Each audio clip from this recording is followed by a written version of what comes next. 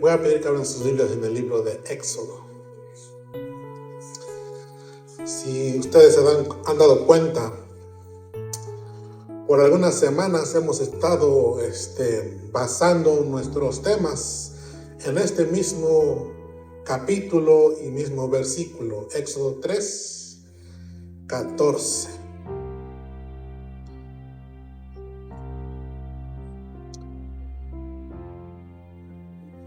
¿Ya todos lo tienen, mis hermanos?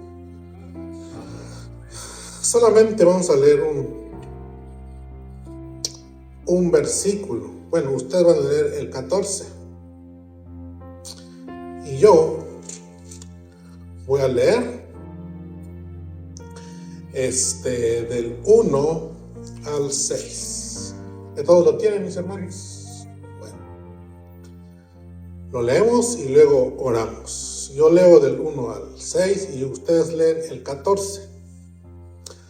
Apacentando Moisés las ovejas de Jetro, su suegro, sacerdote de Madián, llevó las ovejas a través del desierto y llegó hasta Horeb, monte de Dios. Y se le apareció el ángel de Jehová en una llama de fuego en medio de una zarza.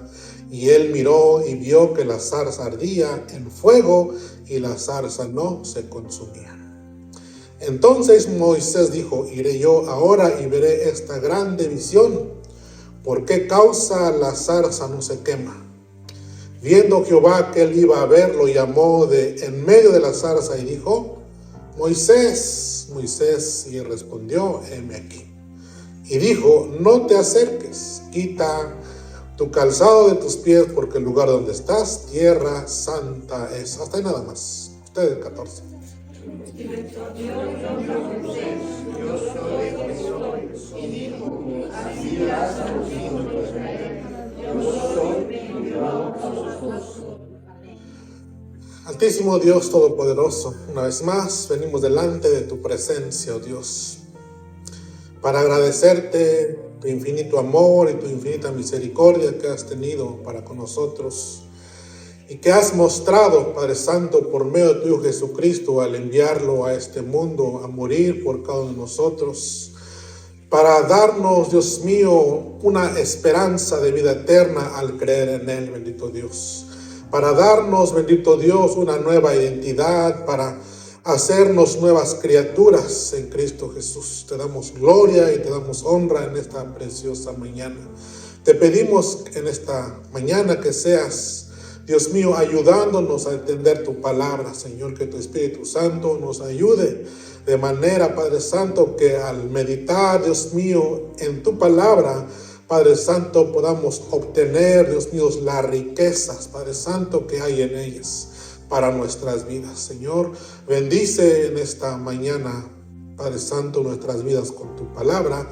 Te lo pedimos en el poderoso nombre de nuestro amado Señor Jesucristo. Amén.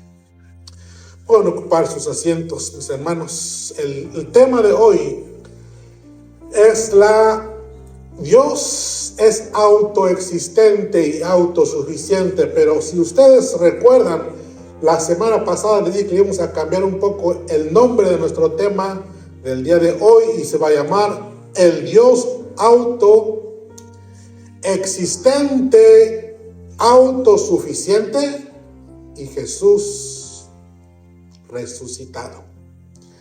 ¿Qué tiene que ver el Dios autoexistente y autosuficiente con Jesús? ¿Qué relación hay? Es lo que hoy vamos a aprender en esta mañana. Pero primero vamos a concentrarnos en el tema de hoy y como conclusión vamos a aprender acerca de Jesús, ¿verdad? Y el Dios autoexistente y autosuficiente. Cada uno de los atributos de Dios son profundamente inescrutables. Hemos aprendido que la palabra inescrutable es algo que significa que es imposible de investigar o de comprender debido a nuestra mente finita. Tenemos un Dios sumamente grande. ¿Sí? Entonces, Lo inescrutable de Dios significa que es imposible de investigar, comprender, medir o rastrear completamente por nuestra mente humana. Se refiere a la inmensidad de la sabiduría, los juicios, los caminos de Dios, así como las inagotables riquezas de Cristo. Cuando hablamos acerca de la autoexistencia y la autosuficiencia de Dios, nos estamos refiriendo al atributo de la aceidad de Dios, un atributo incomunicable que solamente Dios posee. Pero ¿qué es la aceidad de Dios? Es el atributo bíblico que define a Dios como un ser autoexistente, independiente y autosuficiente. Significa que tiene la vida en sí mismo, no fue creado y no depende de nada ni de nadie externo para existir. Ser feliz o actuar siendo la causa primera de todo. La aceidad de Dios viene de una palabra que es hace, y que dice que Él es el motivo de sí mismo, que no hay nada externo, ¿verdad?, que necesita para que Él pueda hacer las cosas que hace. Por eso que cuando Dios creó todas las cosas, lo creó solamente con la palabra de su poder. Entonces, una de las verdades acerca de Dios que más nos infunde asombro y humildad es que Él es absolutamente libre de necesidad o dependencia. Su existencia, el cumplimiento de su voluntad y su felicidad o beneplácito no dependen de ninguna persona o cosa fuera de sí mismo, así como nosotros. Muchas veces para ser felices o para poder crecer y desarrollarnos necesitamos de alguien que nos ayude cuando nacemos. Necesitamos de nuestros padres para que nos cuiden y nos alimenten y podamos crecer. Pues Dios no necesita de nada ni de nadie. Él no depende de nadie para su felicidad. Él es el único ser que es verdaderamente autoexistente, autosuficiente, autosustentado, independiente y libre. Todos los demás seres reciben su vida y bienaventuranza de Dios, pero lo que Dios necesita para existir, ya me equivoqué. Todos los demás seres reciben su vida y bienaventuranza de Dios, pero todo lo que Dios necesita para existir en perfecta felicidad se encuentra en sí mismo, o sea, en Él. Dios no tiene carencia ni necesidad y no depende de nadie. Enseñar o incluso sugerir que Dios hizo al hombre porque Él se sentía solo o incompleto es una grave contradicción a las Escrituras. Dios no creó al hombre o al universo porque tuviera alguna necesidad, sino porque Él deseó dar a conocer la sobreabundancia de sus perfecciones y gloria y bondad. Por eso es que el libro la carta de Colosenses 1, 16 al 17 dice, hablando acerca de Jesucristo, porque dice, en Él fueron creadas todas las cosas, las que hay en los cielos y los que hay en la tierra, visibles e invisibles, sean tronos, sean dominios, sean principados o sean potestades. Dice, todo fue creado por medio de Él y para Él y en Él. Y Él es antes, de todas las cosas, y todas las cosas en Él subsisten. Bueno, hablar entonces acerca de la aceidad de Dios, o hablar acerca del nombre de Dios, de Éxodo 3:14, hablamos acerca de la naturaleza de Dios. Y respondió Dios a Moisés: yo soy el que soy. Y dijo: así dirás a los hijos de Israel: yo soy, me envió a vosotros. En las Escrituras, un nombre tiene gran significado o importancia, porque a menudo se revela algo acerca del carácter de quien lo lleva. Este nombre del yo soy revela su autoexistencia, revela su eternidad, revela su inmutabilidad, revela su carácter de omnipotente, revela su carácter de autosuficiente, dijimos, su omnisciencia, su omnipresencia. Ese es el nombre que revela todos sus atributos. Entonces, yo soy el que soy de Éxodo 3:14. Este nombre demuestra que la existencia de Dios no fue causada ni depende de algo o alguien fuera de sí mismo. Es, dice, la naturaleza de su existir. ¿Sí? Y por eso Él simplemente es, sin ningún esfuerzo.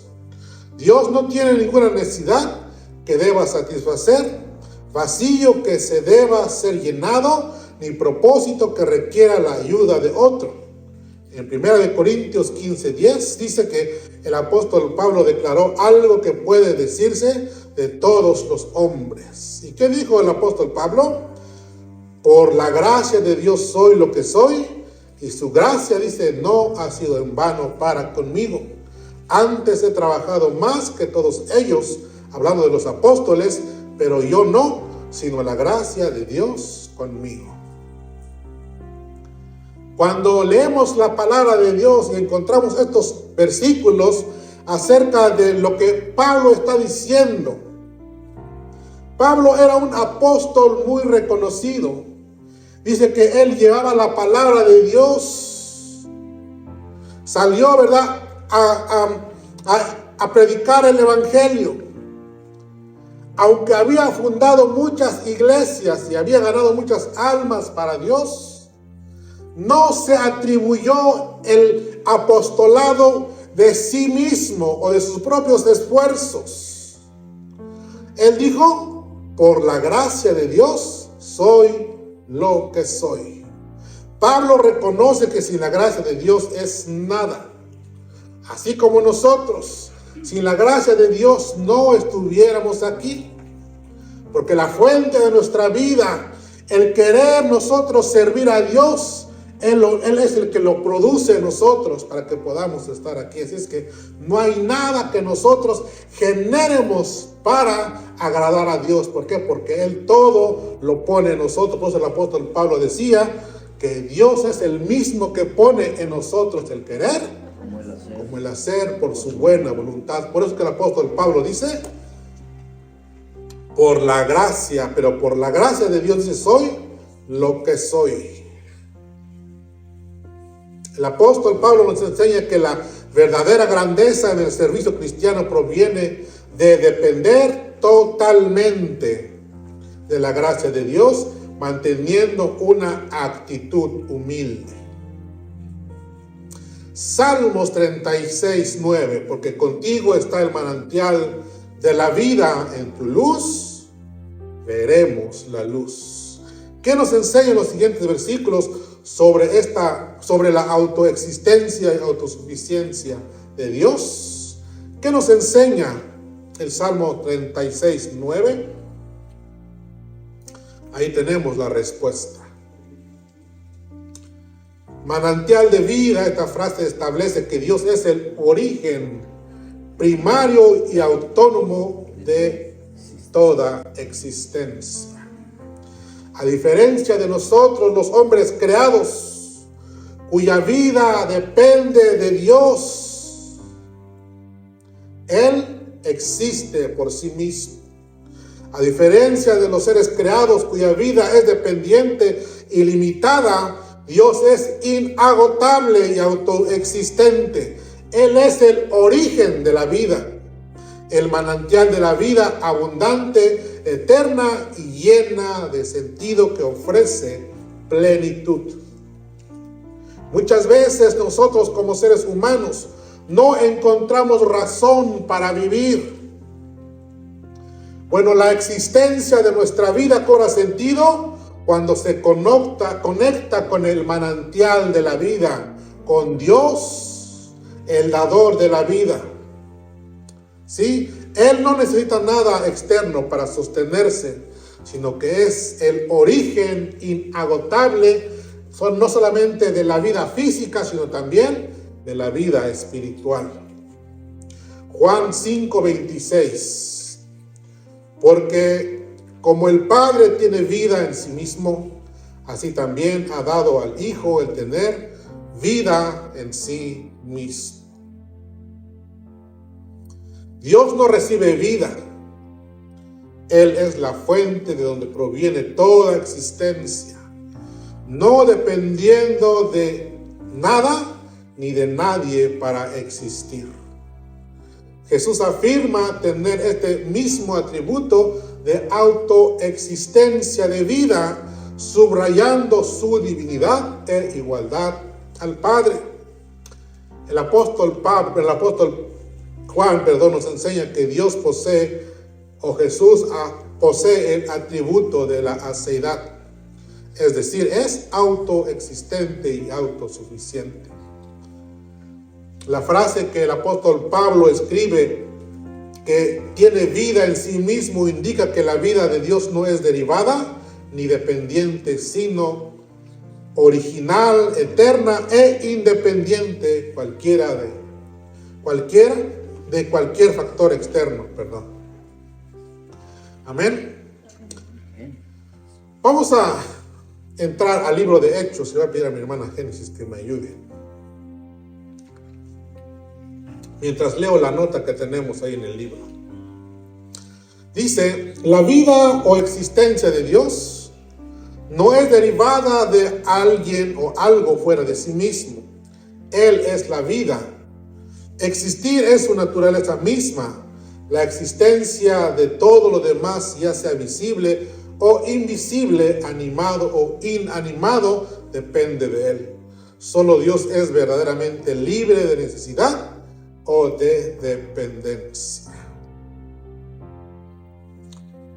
Es interesante, ¿verdad?, lo que la palabra de Dios nos enseña acerca de nuestro Dios. La autosuficiencia de Dios demuestra su infinita grandeza y su exaltada posición sobre su creación.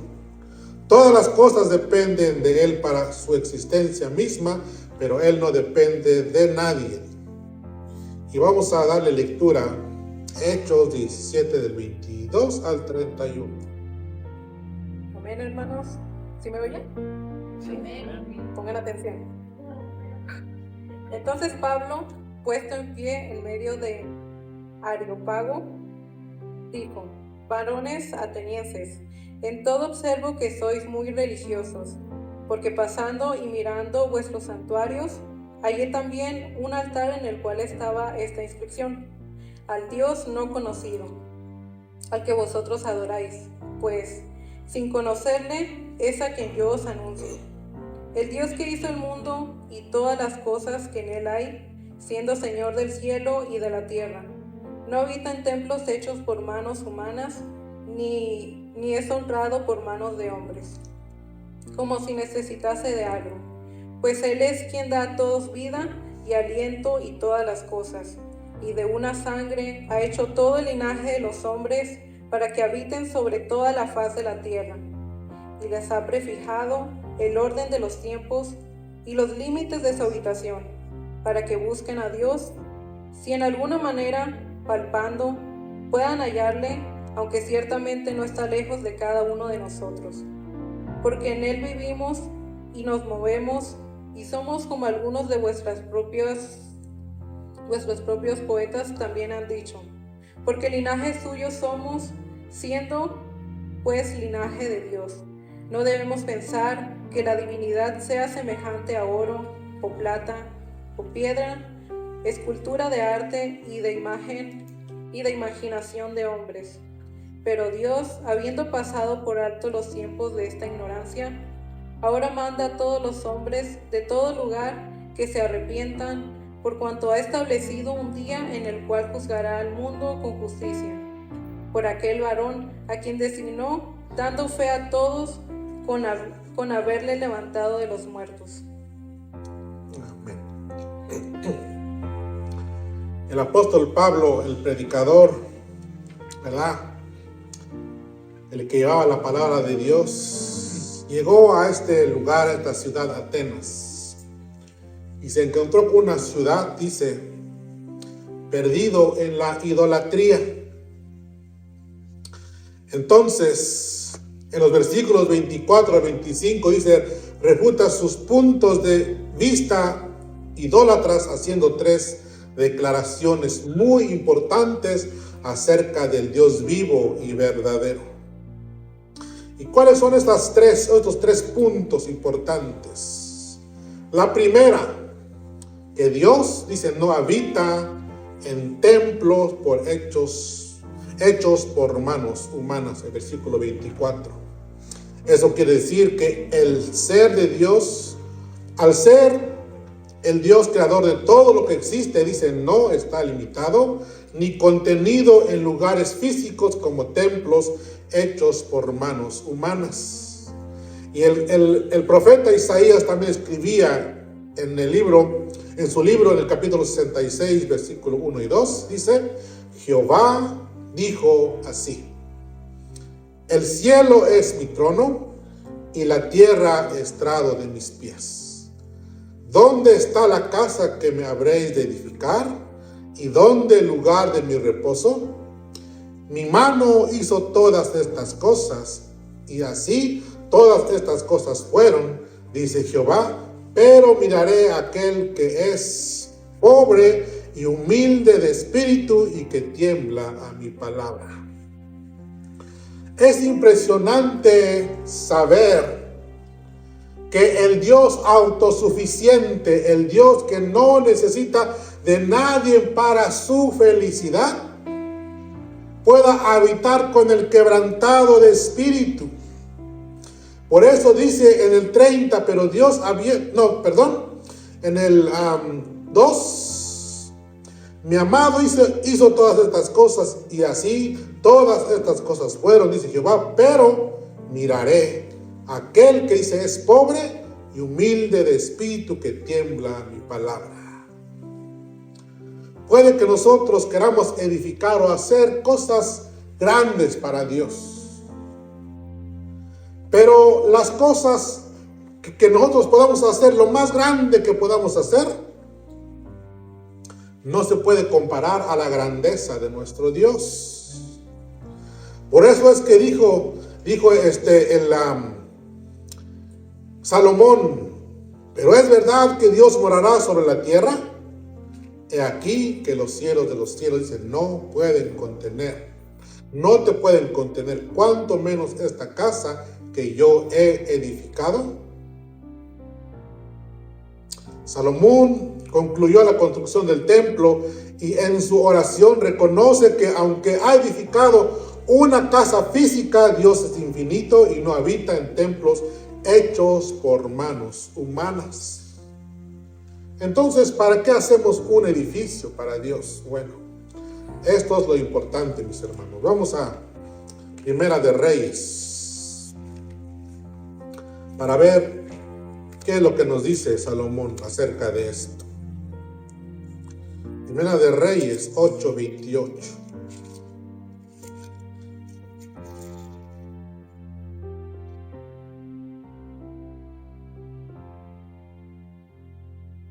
Después de que Salomón había edificado el templo y había dedicado el templo a Jehová, dijo estas palabras, capítulo 8, versículo 27. Pero es verdad que Dios morará sobre la tierra. He aquí que los cielos de los cielos no pueden contener, cuanto menos esta casa que yo he edificado. Dice, Con todo tú atenderás a la oración de tu siervo y su plegaria, oh Jehová Dios mío, oyendo el clamor y la oración que tu siervo hace hoy delante de ti. Que estén tus ojos abiertos de noche y de día sobre esta casa, sobre este lugar del cual has dicho, mi nombre estará ahí. Y que oigas la oración de tu siervo, y que oigas la oración que tu siervo haga en este lugar. Oye pues la oración de tu siervo y de tu pueblo Israel cuando oren en este lugar. También tú oirás en el lugar de tu morada, en los cielos, escucha y perdona. Entonces, si Dios no puede habitar en templos hechos con manos humanas, es interesante que el edificio o el templo que nosotros edificamos a Dios es un punto de encuentro con Dios. Y dice que Él va a poner su nombre en ese lugar. Y cuando hablamos del nombre de Dios, ¿a qué nombre nos referimos? Nos referimos al nombre de Dios, al yo soy. Entonces dice que Dios pone su nombre en este lugar, declarando que Él es el Dios autoexistente, autosuficiente, el Dios eterno, el Dios santo, el Dios inmutable. Y Él está atento a las oraciones de este lugar cuando nosotros clamamos a Él.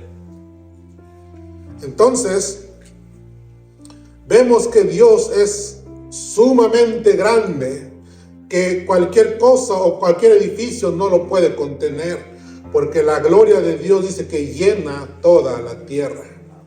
Lo segundo, o el punto que Pablo dio a estos filósofos en Atenas, es: Dios no es honrado por manos de hombres.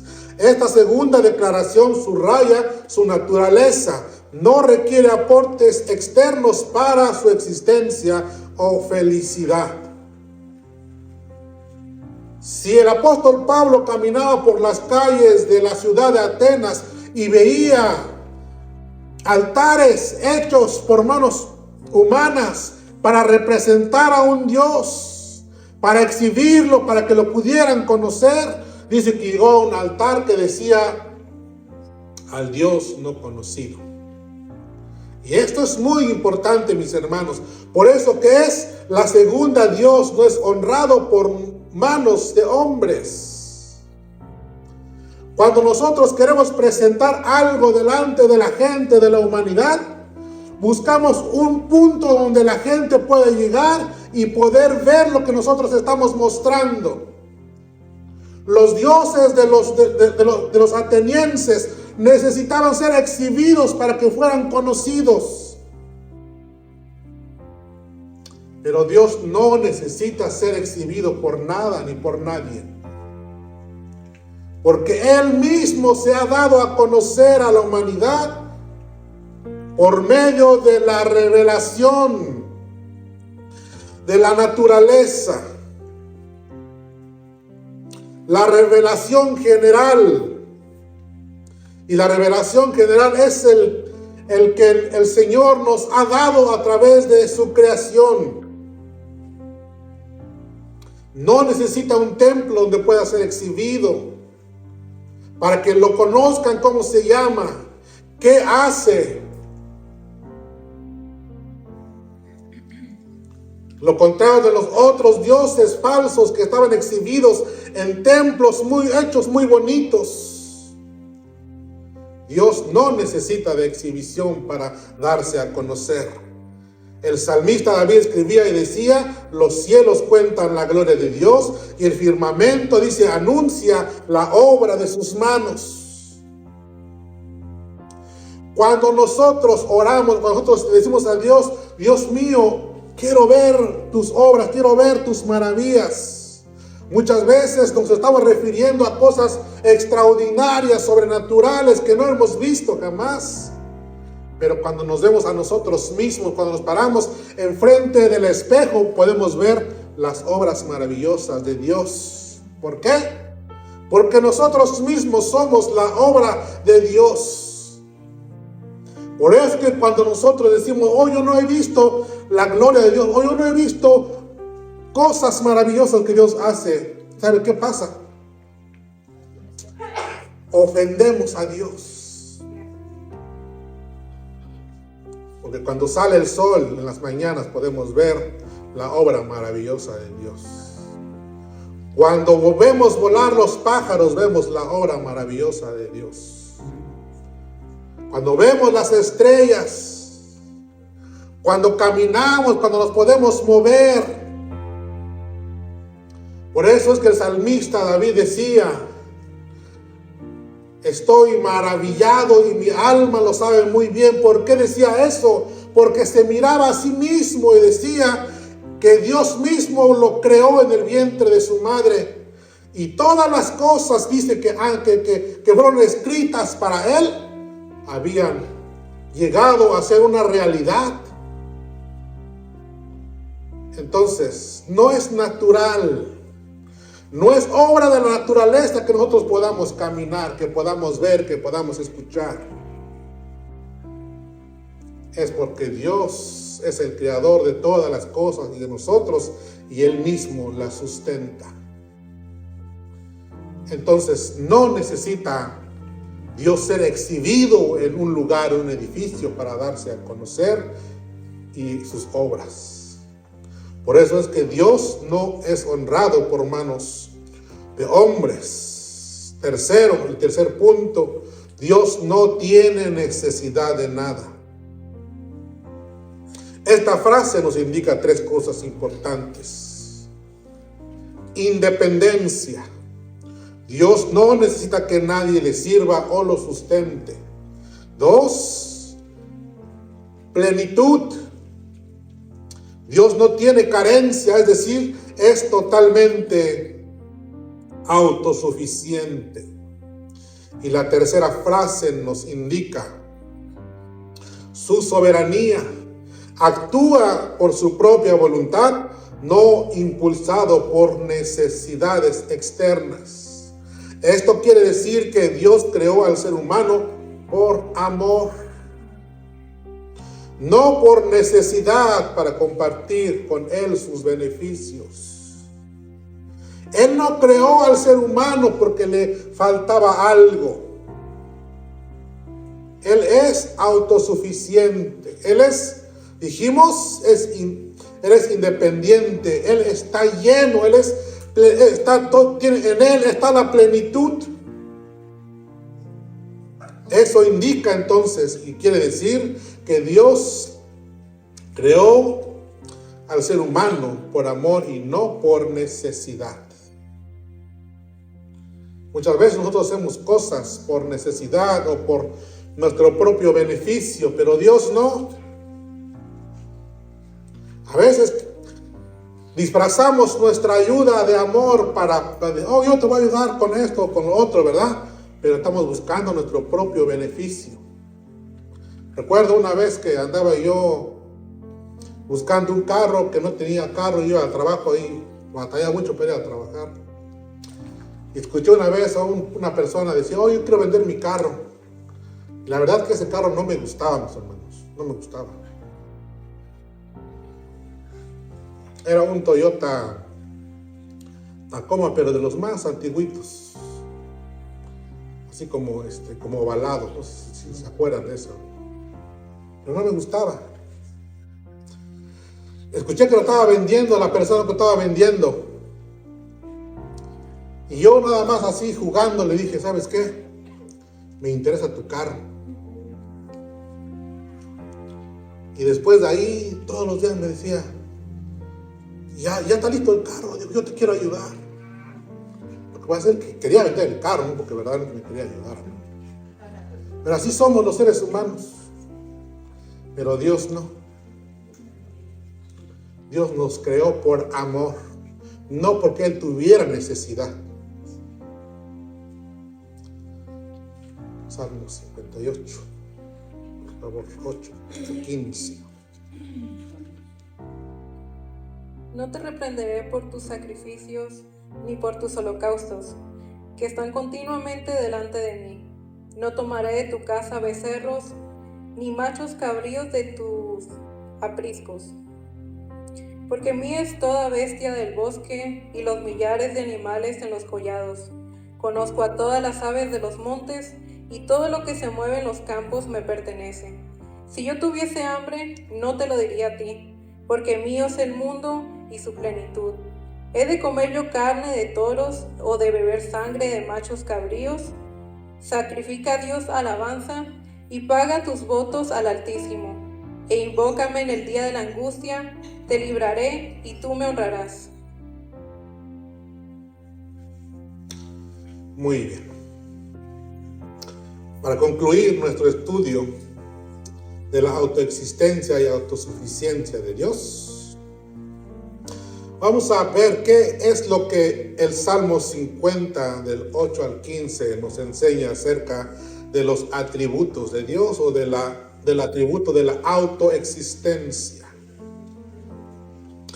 ¿Qué dice ahí la primera respuesta? Por favor, me ayudan a leerla, para que no se duerman, porque como nos levantamos temprano. Dios no tiene necesidades físicas o materiales, por lo que la adoración no debe entenderse como adorar a Dios, sino como una acción de gratitud y obediencia.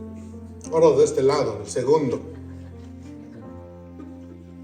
Dios busca una relación sincera y agradecida, donde la obediencia y la confianza son el verdadero sacrificio de la alabanza y adoración, honra, la insignificancia de los dioses externos. Dice, si yo tuviese hambre, no te lo diría a ti, porque mío es el mundo y su plenitud. Quizás no es una comparación muy apropiada, pero sería, ¿cómo se dice? Inadecuado que nuestra hermana Yesenia se levantara un día en la mañana y le dijera a su bebé: bebé, tengo hambre, ¿qué me vas a dar? ¿Verdad? ¿Por qué? Porque el bebé es dependiente de ella. Pues lo mismo pasa Dios con nosotros. Dios no necesita de nosotros. Si Él tuviese hambre, es una suposición, no es que tenga hambre. Pero que si Él necesitara de algo, no nos lo diría a nosotros. ¿Por qué? Porque ¿qué es lo que sigue diciendo el salmista? Conozco a todas las aves de los montes y todo lo que se mueven en los campos. Dice, me pertenece. Si yo tuviese hambre, dice, no te lo diría a ti. Porque mío es el mundo y su plenitud. ¿He de comer yo carne de toros o de beber sangre de machos cabríos?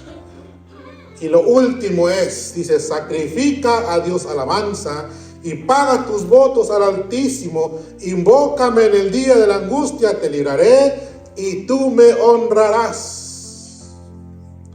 Primero, nos dice que en vez de que nosotros queramos ofrecer algo a Dios como para hacerlo más grande, solamente vimos de vivir agradecidos con Dios y sacrificar sacrificios de alabanza a Dios. Y luego una invitación que hace Dios a nosotros: invócame en el día de la angustia, te libraré y tú me honrarás.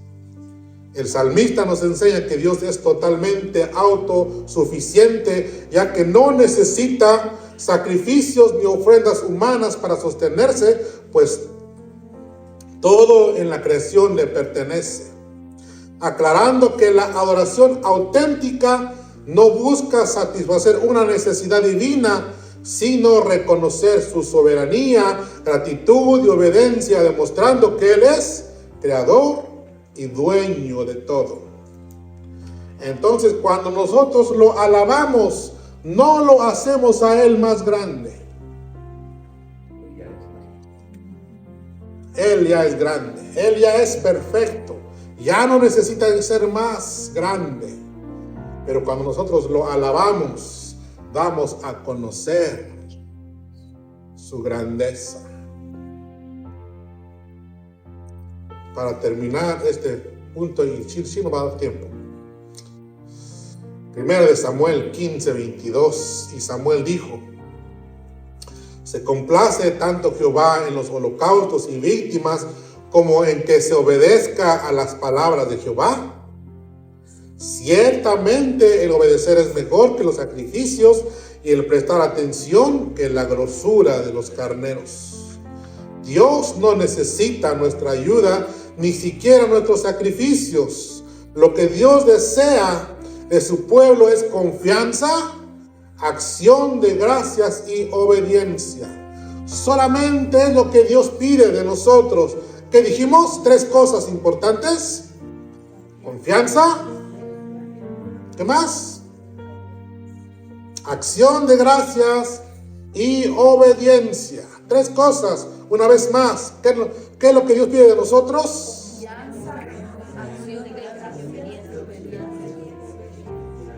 Cosa que el rey Saúl no obedeció o no hizo.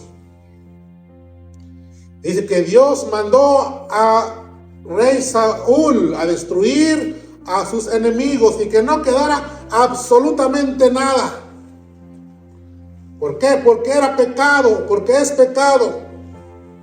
Dice que él fue a la guerra y dice que vio allá la riqueza de estos reyes, el ganado que ellos tenían, y dice que trajo lo mejor de este lugar para ofrecérselo a Dios, como si Dios necesitara de algo.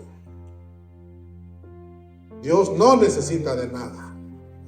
Dios solamente, dijimos, requiere nuestra confianza, nuestra gratitud y nuestra obediencia. Entonces, al rechazar Dios los sacrificios de Saúl, Dios muestra que su complacencia proviene de sí mismo y de la rectitud, no de los beneficios externos que el hombre pueda ofrecerle. Su valor no aumenta con los regalos humanos.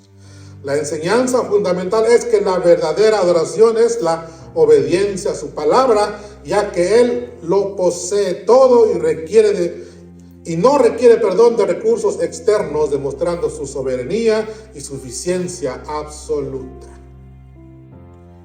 Pero como dijimos, que íbamos a hablar acerca del Dios autoexistente, autosuficiente y Jesús resucitado. ¿Qué relación entonces tiene el Dios autoexistente, autosuficiente y Jesús? Muy importante. En primera de Samuel 15:22, el rey Saúl solamente obedeció parcialmente, porque no hizo todo lo que Dios le había pedido. Mientras Saúl desobedeció parcialmente, Jesús obedeció totalmente a Dios, lo que valida su sacrificio. ¿Por qué? Porque Dios vino a cumplir la voluntad de su Padre en la tierra. Él no buscó hacer su voluntad. Él vino a hacer lo que Dios le había pedido que viniera a hacer. Y lo cumplió totalmente. El sacrificio de Jesús en la cruz no fue un simple ritual, sino el acto supremo de obediencia, haciendo efectivo el sacrificio para el perdón de los pecados. Al resucitar, Jesús demostró que posee vida en sí mismo. Y lo leímos al comenzar Juan 5:26. Porque como el Padre tiene vida en sí mismo, así también ha dado al Hijo el tener vida en sí mismo. Esto indica que su vida no es derivada o prestada, sino inherente, o sea, propio, reflejando el atributo de aceidad en Él, en la persona de Jesús.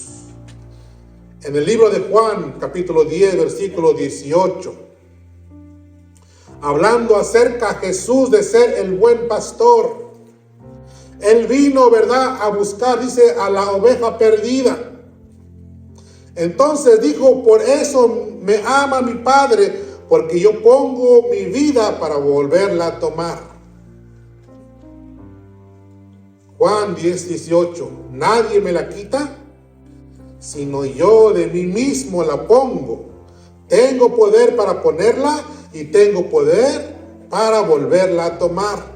Este mandamiento recibí de mi Padre. Jesús posee autoridad absoluta sobre su propia vida, evidenciando Jesús su autoexistencia al tener poder para darla y volverla a tomar voluntariamente. Si el atributo de la aceidad está en Jesús, Jesús no depende de factores externos para su existencia o su resurrección. La frase que encontramos, nadie me la quita, resalta que su vida no dependía de la voluntad humana ni de la muerte misma, sino que Él es soberano sobre la muerte. Su vida no dependía de la gente que lo cuidara para que no lo mataran.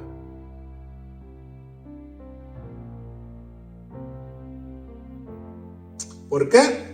Porque Él es la fuente de la vida. La capacidad de resurrección, asimismo, es la prueba definitiva de su deidad.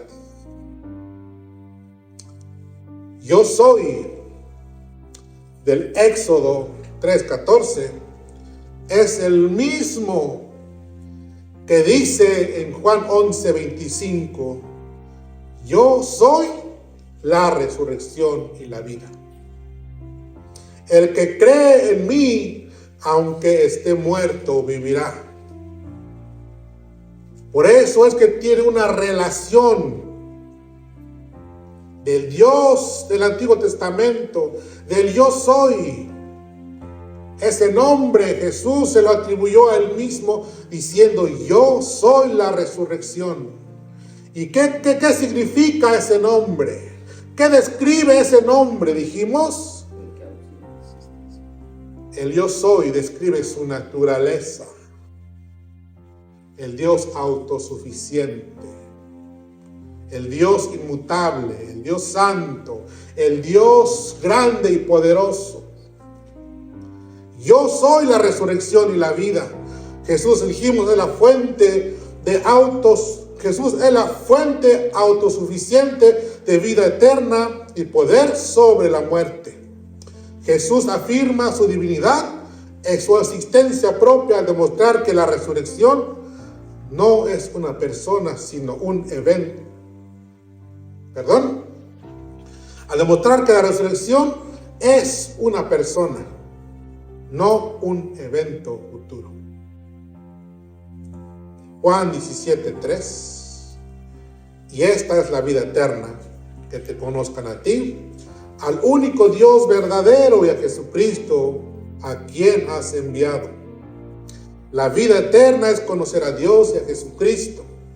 Es tener una relación personal con Jesús, quien es la fuente de la vida misma. Hace rato cantábamos y decíamos, porque Él vive. ¿Qué dice?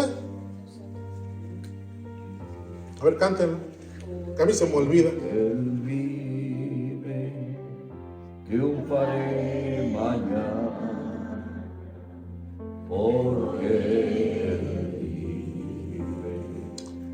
Ya no hay temor, porque yo sé que el futuro es suyo. El futuro es suyo. La vida vale más y más solo por Él. Porque Él vive, nosotros también viviremos. Amén. Porque Él vive, nosotros no tenemos temor a la muerte. Y siempre he escuchado algunas de veces decir, a ver, pues si no tienes miedo a morir, entonces, muérete. Sabes que no tenemos temor a la muerte. Usted sí. Una vez me preguntaron eso y le dije este ejemplo. Le dije, nosotros como hispanos, bueno, no solamente los hispanos, pero nosotros que somos indocumentados en este país, muchos viven con el temor de ser deportados a su país. Y le dije, porque también era indocumentado, ¿tú tienes temor de que te deporten a México? Dije, no, pues sí, porque yo no quiero ir a México.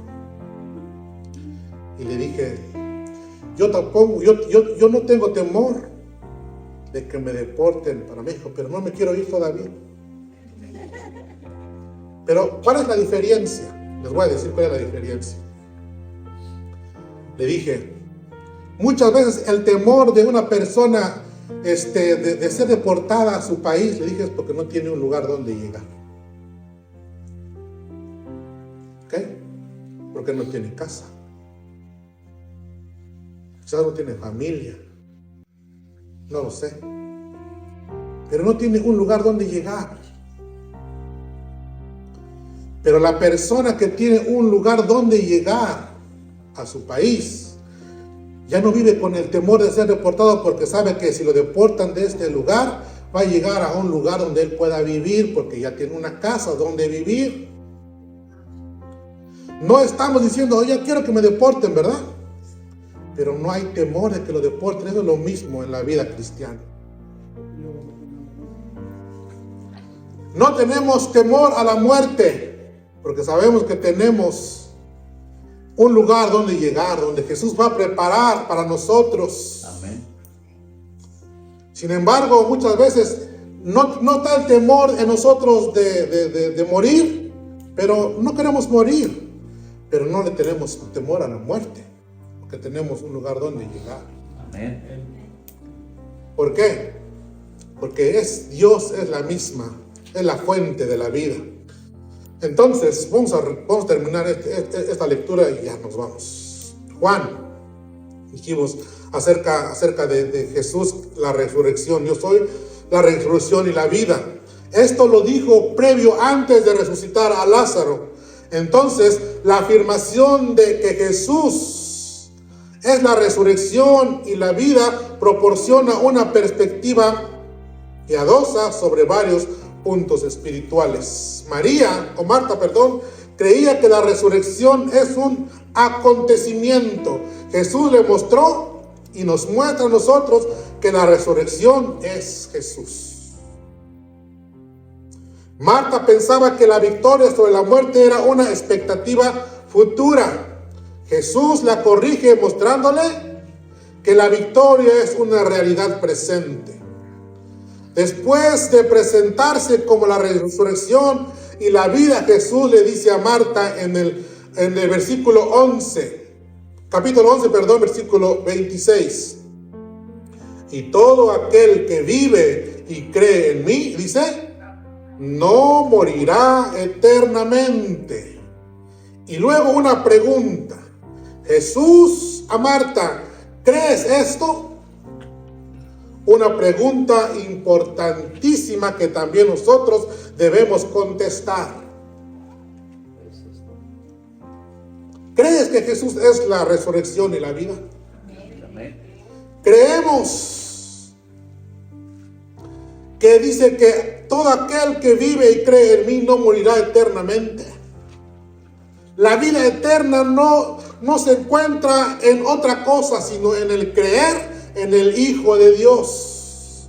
Por eso es que Juan escribía lo que leímos hace rato en Juan 17:3, y esta es la vida eterna, que te conozcan a ti, al único Dios verdadero, y a Jesucristo, a quien has enviado.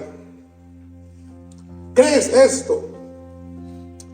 Y Marta contestó, le dijo, sí, Señor, yo he creído que tú eres el Cristo, el Hijo de Dios que ha venido al mundo. Que la respuesta de Marta sea también la nuestra. ¿Se acuerdan de Marta, verdad? Conocida como la mujer, ¿qué dice? Afanada. Turbada y afanada con muchos quehaceres. Pero la persistencia, el ir acercándose cada día más a Dios, llegó a esta conclusión. Señor, yo he creído que tú eres el Cristo, el Hijo de Dios que ha venido al mundo. ¿Usted Dios lo ha aceptado como su Señor y Salvador? El Dios autoexistente y autosuficiente es Jesús. El que creyere en Él, aunque esté muerto, vivirá. Muchas veces no vamos a resucitar literalmente en esta vida, pero la seguridad es que resucitaremos en el día postrero, así como Marta lo dijo antes. Sí, yo sé que Él resucitará en el día postrero. Él es la resurrección, Él es la vida. Terminamos con 3 cosas. Jesús era el Cristo, el ungido de Dios, el Mesías. Jesús, el Hijo de Dios, Emmanuel, Dios con nosotros. Él es el Redentor prometido en el Antiguo Testamento por los profetas. Y ha venido a este mundo para nacer, para vivir, para morir, para resucitar y una vez más ascender al cielo. Y ha prometido que todos los que en Él crean no se van a perder, sino van a tener vida eterna juntamente con Cristo. Altísimo Dios, te damos toda la gloria y te damos toda la honra en esta preciosa mañana. Por tu amor, bendito Dios, tan abundante, Señor. Somos inmerecedores, Dios mío, de tu gracia y de tu perdón, de tu bondad. Pero, Señor, así eres tú. Tan amoroso, Señor, tan misericordioso, tan bondadoso. Que cada día, Dios mío, que cada momento, Señor bendito, cuando nos acercamos a ti, humillados, reconociendo, Padre Santo, nuestra insuficiencia, Señor, y nuestra total dependencia de ti, bendito Dios, tú nos aceptas con tus manos abiertas. Ayúdanos, Padre Santo, a caminar, Señor, en tu verdad. Ayúdanos, Padre Santo, a tener en nuestro corazón estas 3 cosas importantes que aprendimos, Padre Santo, al terminar este estudio. Que podamos confiar en ti, bendito Dios.